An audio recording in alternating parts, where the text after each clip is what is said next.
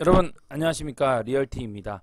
여러분 오늘은 오랜만에 칼 좀 들었습니다. 이 칼이라는 건 주방칼을 의미합니다. 요리사가 요리를 좀 대충 하고 그냥 이렇게 설레하다가 주방장에 들어간 거예요. 1급 셰프라고 할까요? 1급 셰프가 주방장에 들어서 오랜만에 칼을 잡았어요. 작품 나오겠죠? 네, 오랜만에 제가 부동산 좀 전문적으로 해보자 합니다. 오늘 주가는 좀 빠지고 있는데 어제 주식시장 우리 수업 들은 분들을 세미나 해가지고 오늘 빠질 걸 제가 얘기를 했었고요. 그리고 어디까지 빠질 것이다. 그래서 어떻게 대응을 해야 된다. 이런 이야기도 했었습니다, 여러분들. 그래서 오늘 시장은 그렇게 크게 염려를 안 해도 되는 상황이고요. 부동산을 좀 볼 텐데요. 오늘 부동산 뉴스가 이런 거가 있었어요. 어제 오후 뉴스라고는 하는데요. 부동산 거래 회복세. 그래서 정부가 1월 3일 대책을 통해서 강남 3구와 용산구를 제외한 전역을 규제 지역에서 해제한 뒤 2달 가까이 지나면서 수도권 아파트 거래량이 완연한 회복세로 접어들었다.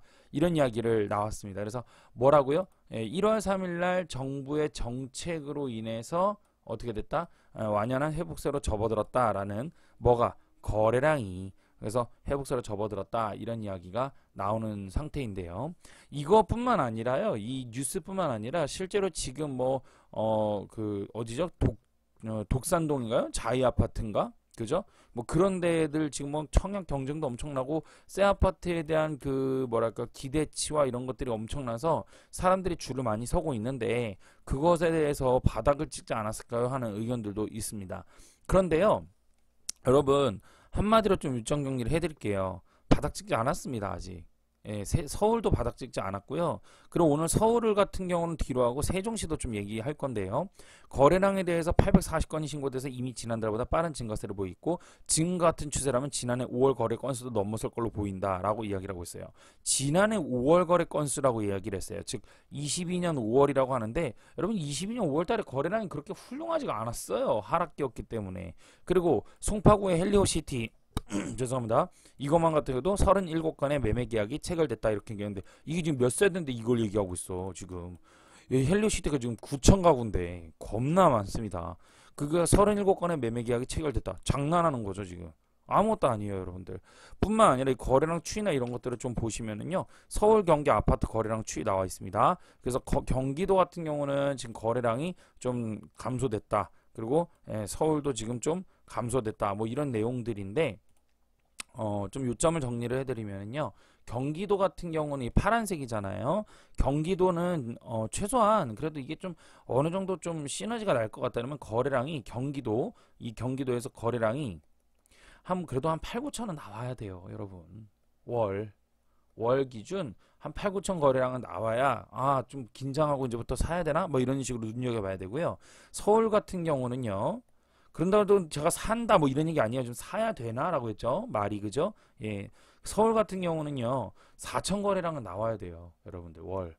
그래야 이때부터 좀 긴장을 해야 될 수도 있겠다. 이런 이야기가 나온단 말이에요. 근데 지금 이게 840 이거 조금 뭐 이렇게 상승했다 해가지고 이걸 가지고 긍정적인 시나리오로 바람 불어넣는 거는 아직도 좀 문제가 있고요. 두 번째는 뭐 LTV에 대한 얘기들도 요즘 좀 있더라고요. 다주택자들에 대해서 LTV를 좀 풀어주는데 이거가 당장 이제 코앞이죠. 3월 초부터 뭐 이제 60%까지 비규제 지역은 60%까지 풀어준다 이런 말이 있어요. 여전히 하나 아직도 안 풀린 게 있죠. 바로 DSR입니다. 그렇기 때문에 아직도 바닥이라고 하기에는요 너무 힘들고요.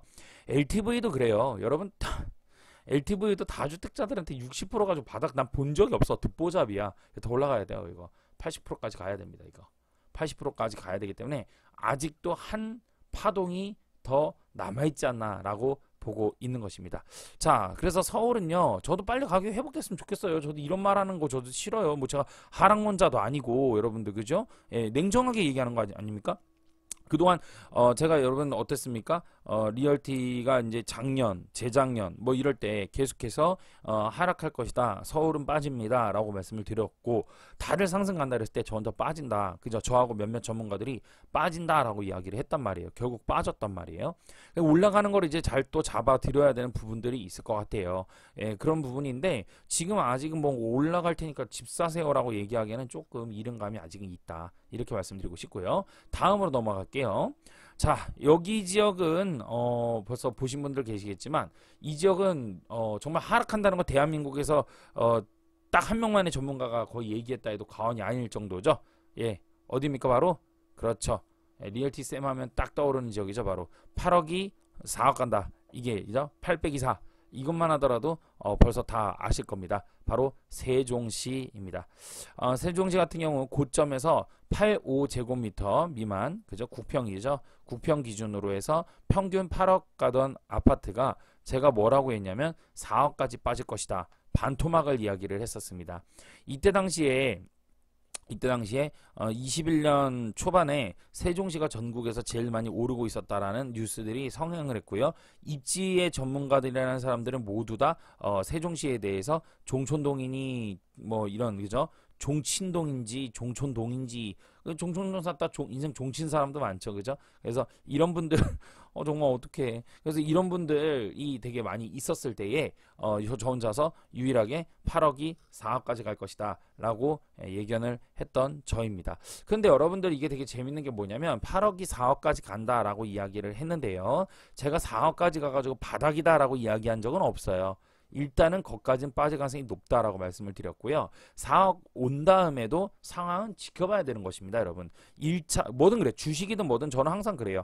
1차, 2차, 3차 방어선이 있는 것이고 이거가 하락을 계속해 가지고 1차, 2차, 3차 방어선인데 여기서 뜬다라고 얘기하는 건 있는 게 아니에요. 예, 있는 의미가 없습니다. 이게 사실은 기조가 이미 하락인데 뭔 의미가 있겠습니까? 이거 맞춘다 한들.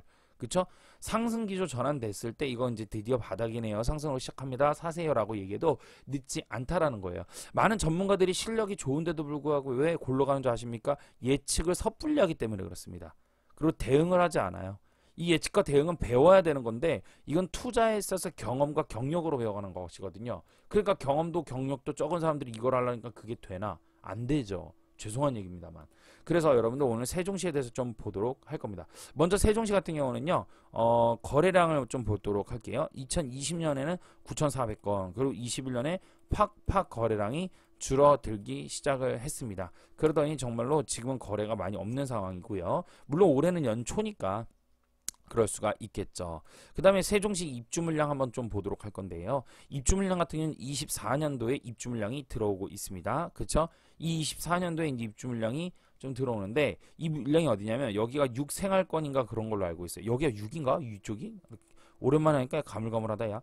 여기 해밀마을 쪽이 6이었죠? 예, 해밀동 그죠? 이쪽인데요. 여기 지금 해밀마을 1단지, 2단지 그 다음에 라포르테 세종 아파트 여기 건너편이에요. 여기 이제 막 그 우리 예전에 임장 갔을 때 여기 막 건설 짓고 막 이랬었잖아요. 네, 그리고 여기가 제가 좀 아는 상가 이렇게 얘기하면 여러분들 뭐 아시는 분들은 아실 거예요. 자, 좀 아는 상가. 그래서 여러분들 기억하실 거예요. 여기 땅 파고 있고 막 장난이 아니었죠. 근데 이거가 이제 분양이 됐는데 이 세종 리첸시아 파밀리에랑 그쵸? 그리고 요거 예, 요것들 이런 것들입니다. 이게 이제 전매금지 때문에 안 나온 것도 있을 수 있겠어요. 예, 전매금지 때문에 안 나온 것이 있을 수 있는데 이런 경우에는 이제 어떻게 봐야 되냐면 건너편에 있는 아파트들도 같이 함께 좀 참고하면 되게 좋을 것 같아요. 그래서 여기 보시면 해밀마을 1단지 힐스 해가지고 나왔는데요. 자, 엄청나죠? 그죠? 엄청나죠? 예, 그죠? 여기 도밀매물 묶으면 여기 매매가 줄어요. 그래서 99개가 나왔다라고 되어 있어요. 예. 여기 세대수가 지금 총 약 2000세대, 10세대 모자른 2000세대인데요. 99개입니다. 그러니까 평균적으로 매매는 조금 있는 편이에요. 그러니까 없다라고 하기는 힘듭니다. 예, 그 다음에 옆에 가보도록 하죠. 여긴 1100세대인데요. 63개가 나와 있습니다. 그래서 여기도 지금 가격이 이런데 실제로 실거래가나 이런 거 한번 보도록 하죠. 보면은 거래가 지금 없어요. 여봐. 해밀마을 쪽엔 거래가 없습니다. 여기가 앞으로 좀 계속해서 좀 발전해 나가겠지. 어우, 보기도 힘들다. 야, 이거 너무 많아서. 그 다음에 여기 한번 보도록 할게요. 도시형. 예, 요건 도시형 아파트 뭐 이런 거 같아요. 예, 그래서 요건 뭐 생수기거나 뭐 또는 그런 거겠네요. 생활시설형. 자, 그런 건데 여기도 어쨌든 어때요? 매매가 없어요.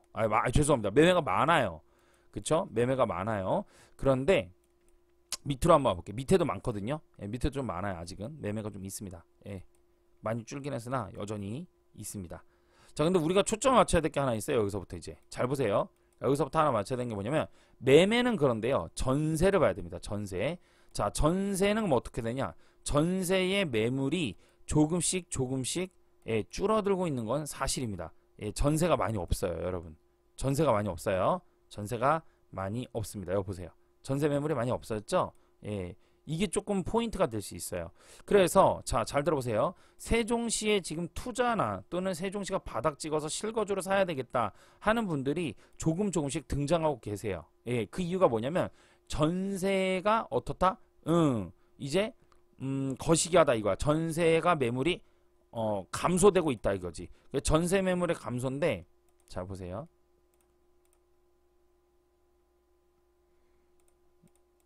이거 왜 이러냐 이거. 아이고, 아무거나 들어가서 세종시 적용.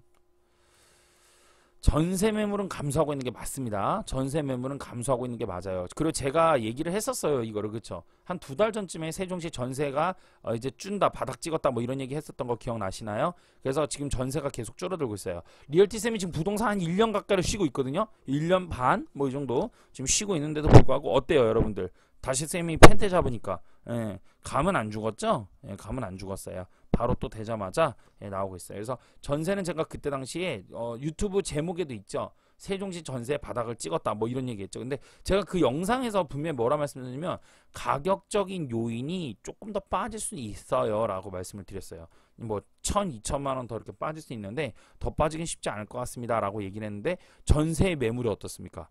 전세 매물이 정말로 쫙 감소하고 있죠. 예, 전세 매물이 좀 감소하고 있죠.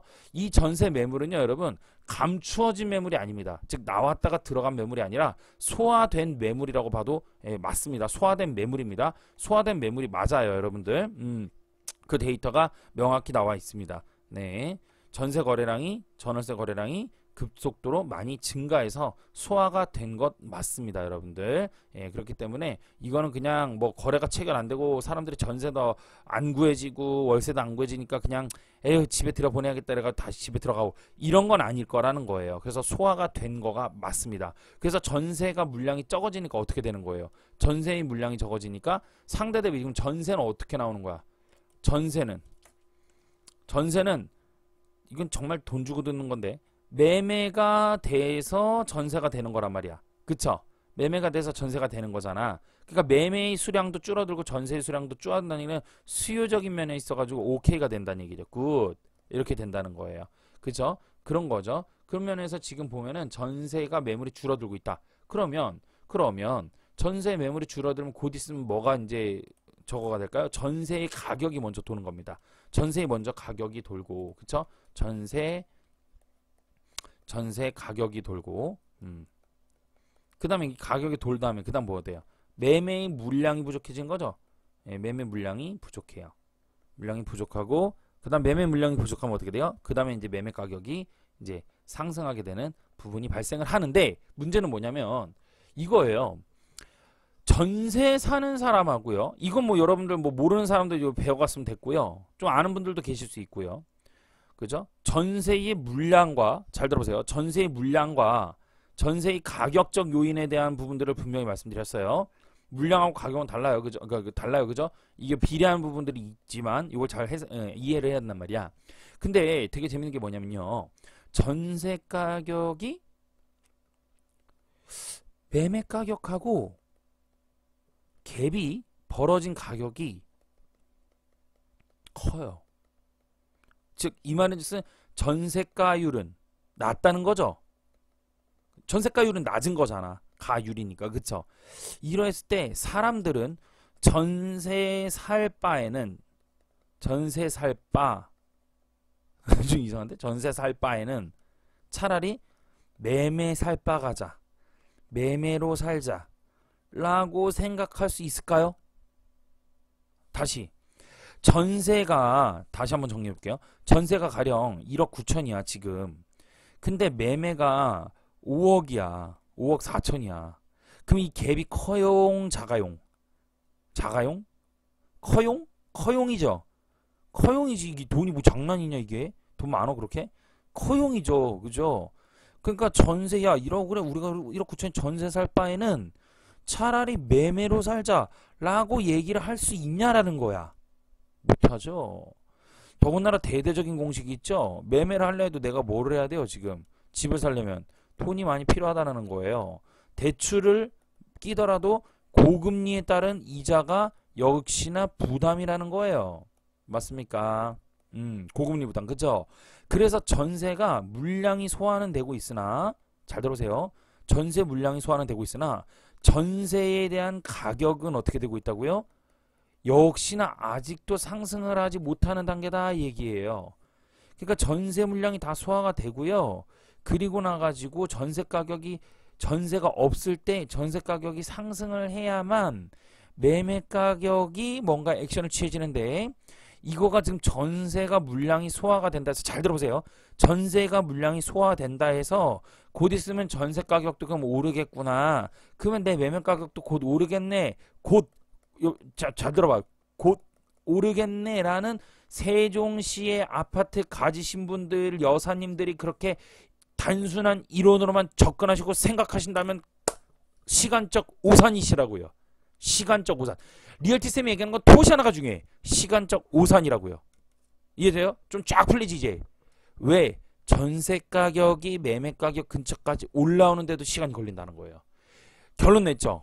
되게 헷갈리잖아요. 요즘 세종시가. 그렇죠? 그래서 제가 우리 카톡방에 수업 들으신 분들 모임에다가 제가 써드렸는데, 지금 현재 세종시가 바닥이라고 보기 어려우니와 세종시가 바닥이라고 하는 이유를 요즘 도는 이야기겠지, 이런 것들을 제가 좀 정리를 해서 올려봤어요. 둘 다 나는 이거 어디 가서 뺏겨온 것도 아니고 내가 충분히 폭넓게 알고 있기 때문에 제가요. 그렇기 때문에 아마 이런 부분들 때문에 바닥이라고 얘기할 거다. 그리고 이런 부분 때문에 바닥이라고 보기 어려울 거야 라는 거를 제가 이해를 한다는 거예요. 왜냐면 저도 두 가지의 뇌를 가져가는 거거든요, 지금.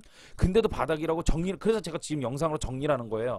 자, 첫 번째, 세종시가 바닥이라고 하는 이유. 1번, 새로운 아파트가 24년에 들어서는 육지구 쪽, 아까 봤죠? 아파트가 청약 경쟁력이 어마무시했습니다. 몇백 대 1이었어요. 그리고 분양권 자체에 대한 매매가 전혀 없어요. 그죠? 묶여져 있단 말이에요. 그러니까 수요가 여전히 있다라는 것이고, 그죠? 그리고 이 분양권 전매가 풀리더라도 가격은 껑충인 상태로 풀릴 가능성이 높다라는 것이죠. 많이 풀리더라도. 왜? 청약 경쟁력이 엄청나게 높기 때문에. 실제로 왜 청약 경쟁률이 높으면 어때요? 향후 아파트가 가는 거에 있어가지고 긍정적인 요인을 미친다라고 이론적으로는 얘기를 한단 말이죠. 이해되십니까? 그래서 그런 부분 때문에 그렇고, 두 번째, 바닥이라고 하는 이유가, 두 번째 뭐냐면 바닥에서 매매 거래량이 다소 좀 올라온 경향은 있어요. 우상향 상승 추세는 있습니다. 그런데 이거를 마치 대변하는 듯한 위에 2번 볼게요. 바닥이라고 보기 어려운 이유. 두 번째, 거래량이 아직 평균치 울돌기에는 부족한 상황이에요. 아직도. 올라오긴 했으나. 그래서 거래량이라는 거는요, 여러분 언제나 들썩들썩하고요, 올라왔다 내려갔다 해요, 원래가. 그래서 주식에서 여러분들이 패턴을 배우면은요, 하방성 패턴이라고 보시면 될 것 같아요. 6, 20의 20성 하방성 패턴이라고 보면 된다고, 하락기주에서. 이해돼요? 그러면 얘가 상방으로 이제 B 파동을 가더라도 A, B, C 이렇게 되잖아. A, B, C 파에서 B 파지. 이 B 파라고 보면 된다는 거야, 지금. 그렇게도 볼 수 있다라는 거야. 그렇기 때문에 이걸 섣불리 보기가 어렵다. 주식과 부동산 수업 다 들은 사람들이 무슨 말인지 알겠지? 그치? 이게 암호가 아니야. 이렇게 설명할 수밖에 없잖아, 쌤이. 그지? 이해되지? 이해가 되지, 이게. 뭔 말인지 알겠지? 기조가 아직은 아니잖아. 그리고 3번은 뭐냐면, 실수요자들의 수요가 증가했다. 즉, 전세의 매물이 감소하고 전세의 거래량이 증가하지 않았냐. 그래서 바닥이다 라고 하는 거예요. 그 다음에 3번 부분, 즉 전세에 대한 부분으로 인해서 전세 수급이 증가함으로써 전세 물량이 줄어든다. 그래서 매매가 올라갈 것이라고 기대. 지금 방금 제가 영상에서 했던 얘기잖아요. 그죠? 그러면서 바닥이다 라고 하는데, 이 갭이 아직도 크기 때문에 아직도 쫓아가려면 조금 있어야 된다. 시간이 필요하다가 반대된 또 4번의 주장이라는 거예요. 그래서 지금 세종시가 아직 바닥이라고 보기에는 조금 무리가 있지 않나. 그러나 여전히 회복으로 가기 위해서 열심으로 달려는 가고 있지만 가격은 하락이기 때문에 어차피 사이클이니까 나중엔 바닥 오겠지. 당연히 바닥 오고 상승도 올 거예요. 그러나 지금 뭔가를 좀 액션을 취하기에는 조금 생각을 늦춰야 되는 때가 아닌가라고 한번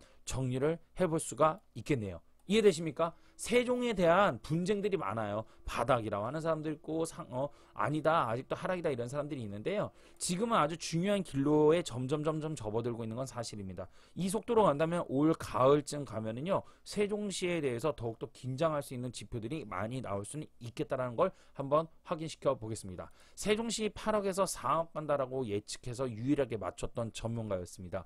이제는 바닥을 여러분들에게 잘 또 안내를 해드린 것이 제 미션이겠죠. 여기까지 하도록 하겠습니다. 고맙습니다. 리얼티였습니다.